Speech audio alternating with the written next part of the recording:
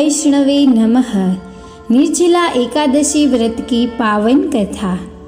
निर्जला एकादशी व्रत का पौराणिक महत्व और व्याख्यान भी कम रोचक नहीं है। जब सर्वज्ञ वेद व्यास ने पांडवों को चारों पुरुषार्थ धर्म, अर्थ, काम और मोक्ष देने वाले एकादशी व्रत का संकल्प कराया था, तब युधिष्ठिर ने कहा, हे जनार्दन, ज्येष्ठ माह के शुक्ल पक्ष में जो एकादशी पड़ती है, कृपया उसका वर्णन कीजिए। भगवान श्री कृष्ण ने कहा, हे राजन, इसका वर्णन परम धर्मात्मा सत्यवती नंदन व्यास जी करेंगे, क्योंकि ये संपूर्ण शास्त्रों के तत्वज्ञ और वेद वेदांगों के पारंगत विद्वान है। तब वेद व्यास जी कहने लगे, कृष्ण पक्ष और शुक्ल पक्ष दोनों पक्षों की एकादशी में अन्न खाना वर्जित है। द्वादशी के दिन स्नान करके पवित्र होकर फूलों से भगवान केशव की पूजा करें। फिर नित्य कर्म समाप्त होने के पश्चात पहले ब्राह्मणों को भोजन देकर अंत में स्वयं भोजन करें। यह सुनकर भीमसेन बोले, परम बुद्धिमान पितामह, मेरी उत्तम बात सुनिए। राजा युधिष्ठिर, माता कुंती, द्रौपदी, अर्जुन, नकुल और सहदेव ये एकादशी को कभी भोजन नहीं करते तथा मुझसे भी हमेशा यह कहते हैं कि भीमसेन, एकादशी को तुम भी अन्न न खाया करो। परंतु मैं उन लोगों से यह कहता हूँ कि मुझे भूख नहीं सही जाएगी। भीमसेन की यह बात सुनकर व्यास जी कहने लगे, यदि तुम नरक को दूषित समझते हो और तुम्हें स्वर्गलोक की प्राप्ति अभिष्ट है और दोनों पक्षों की एकादशियों के दिन भोजन नहीं करना चाहिए। भीमसेन बोले, महाबुद्धिमान पितामह, मैं आपके सामने सच कहता हूँ, मुझसे एक बार भोजन करके भी व्रत नहीं किया जा सकता, तो फिर उपवास करके मैं कैसे रह सकता हूँ। मेरे उदर में वृक नामक अग्नि सदा प्रज्वलित रहती है, अतः जब मैं बहुत अधिक खाता हूँ तभी यह शांत होती है। इसीलिए महामुनि, मैं पूरे वर्ष भर में केवल एक ही उपवास कर सकता हूँ, जिससे स्वर्ग की प्राप्ति सुलभ हो तथा जिसके करने से कल्याण का भागी मैं हो सकूं। तो हे मुनिवर, मुझे ऐसा कोई एक व्रत बताइए जिसका मैं पालन करूंगा। व्यास जी ने कहा, हे भीम, ज्येष्ठ माह में सूर्य वृष राशि पर हो या मिथुन राशि पर शुक्ल पक्ष में जो एकादशी पड़ती है, उसका यत्न पूर्वक निर्जल व्रत करो। केवल कुल्ला या आचमन करने के लिए मुख में जल डाल सकते हो। उसको छोड़कर किसी प्रकार का जल विद्वान पुरुष मुख में न डाले, अन्यथा व्रत भंग हो जाता है। एकादशी को सूर्योदय से लेकर दूसरे दिन के सूर्योदय तक मनुष्य जल का त्याग करे तो यह व्रत पूर्ण होता है। तदंतर द्वादशी को प्रभात काल में स्नान करके ब्राह्मणों को विधि पूर्वक जल और सुवर्ण दान करे। इस प्रकार सभी कार्य पूर्ण करने के बाद पुरुष ब्राह्मणों के साथ भोजन करे। वर्ष भर में जितनी एकादशियां होती है, उन सब का फल निर्जला एकादशी के पालन मात्र से मनुष्य प्राप्त कर लेता है।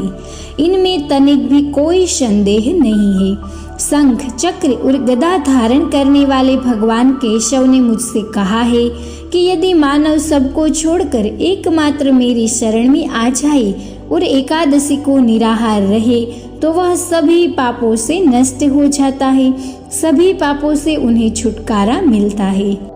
अंत काल में पीतांबरधारी, सौम्य स्वभाव वाले, हाथ में सुदर्शन धारण करने वाले और मन के समान वेगशाली विष्णुदूत आखिर इस वैष्णव पुरुष को भगवान विष्णु के धाम में ले जाते हैं।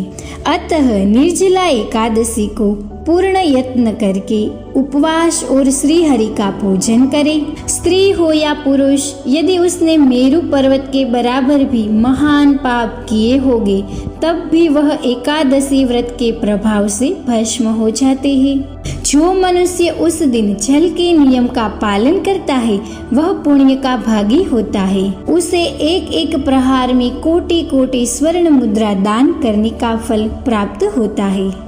मनुष्य निर्जला एकादशी के दिन स्नान, दान, जप, होम आदि जो कुछ भी करता है वह सब अक्षय होता है। यह भगवान श्री कृष्ण का कथन है। निर्जला एकादशी को विधि पूर्वक उत्तम रीति से उपवास करके मानव वैष्णव पद को प्राप्त कर लेता है। जो मनुष्य एकादशी के दिन अन्न खाता है वह पाप का भोजन करता है। इस लोक में वह चांडाल के समान माना जाता है। मरने पर दुर्गति की प्राप्ति उसे होती है। इसीलिए ज्येष्ठ माह के शुक्ल पक्ष में एकादशी को उपवास करके दान करेंगे वे परम पद को प्राप्त होंगे। जिन्होंने एकादशी को उपवास किया है वे ब्रह्म हत्यारे, शराबी, चोर, गुरुद्रोही होने पर भी सब पातकों से मुक्त हो जाता है। हे कुंती नंदन, निर्जला एकादशी के दिन श्रद्धालु स्त्री पुरुषों के लिए जो विशेष दान और कर्तव्य विहित है उन्हें सुनो। उस दिन जल में शयन करने वाले भगवान विष्णु का पूजन और जलमयी धेनु का दान करना चाहिए अथवा प्रत्यक्ष धेनु या द्रुतिमयी धेनु का भी दान करना उचित माना जाता है। पर्याप्त दक्षिणा और भांति भांति के मिष्टानों द्वारा यत्न पूर्वक ब्राह्मणों को संतुष्ट करना चाहिए। ऐसा करने से ब्राह्मण अवश्य संतुष्ट होते हैं और उनके संतुष्ट होने पर श्री हरि मोक्ष प्रदान करते हैं। जिन्होंने सम, दम और दान में प्रवृत्त होकर श्री हरि की पूजा की है और रात्रि में जागरण करते हुए इस निर्जला एकादशी का व्रत किया है, उन्होंने अपने साथ ही बीती हुई 100 पीढ़ियों को और आने वाली 100 पीढ़ियों को भगवान वासुदेव के परम धाम में पहुंचा दिया है। निर्जला एकादशी के दिन अन्न, वस्त्र, गौ, जल, शैया, सुंदर आसन, छाता दान करना चाहिए।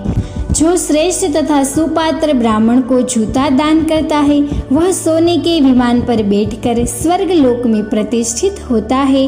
जो इस एकादशी की महिमा को भक्ति पूर्वक सुनता है अथवा उसका वर्णन करता है वह स्वर्ग लोक में जाता है। चतुर्दशी युक्त अमावस्या को सूर्य ग्रहण के समय श्राद्ध करके मनुष्य जिस फल को प्राप्त करता है वही फल इसके श्रवण से भी प्राप्त होता है। पहले दंत धावत करके यह नियम लेना चाहिए कि मैं भगवान केशव की प्रसन्नता के लिए एकादशी को निराहार रहकर आचमन के सिवा दूसरे जल का भी त्याग करूंगा। द्वादशी को देवेश्वर भगवान विष्णु का पूजन करना चाहिए।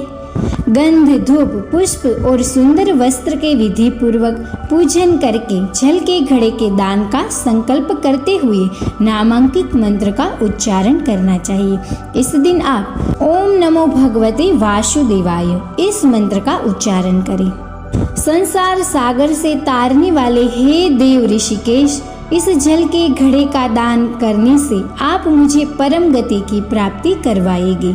भीमसेन, ज्येष्ठ माह के शुक्ल पक्ष में जो एकादशी आती है उसका निर्जल व्रत करना चाहिए। उस दिन श्रेष्ठ ब्राह्मणों को शक्कर के साथ जल के घड़े का दान भी करना चाहिए। ऐसा करने से मनुष्य भगवान विष्णु के समीप पहुंचकर आनंद का अनुभव कराता है। तत्पश्चात द्वादशी को ब्राह्मण भोजन कराने के बाद स्वयं भोजन करना चाहिए। जो इस प्रकार पूर्ण रूप से पाप नाशिनी एकादशी का व्रत करता है वह सब पापों से मुक्त होता है, आनंदमय पद को प्राप्त होता है। यह सुनकर भीमसेन ने भी इस शुभ एकादशी का व्रत प्रारंभ कर दिया। तब से यह लोक में पांडव द्वादशी नाम से विख्यात हुई है। ज्येष्ठ शुक्ल पक्ष एकादशी के ही दिन भगवान श्री कृष्ण ने देवी रुक्मिणी का हरण किया था, अतः यह एकादशी रुक्मिणी हरण एकादशी नाम से भी जानी जाती है। इस प्रकार एकादशी का व्रत करने से सभी पापों से मुक्ति मिलती है और हमें स्वर्ग लोक की प्राप्ति होती है।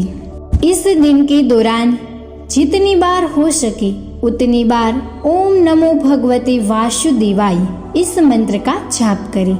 इस मंत्र को श्रद्धा पूर्वक करें और भगवान विष्णु को प्रसन्न करें।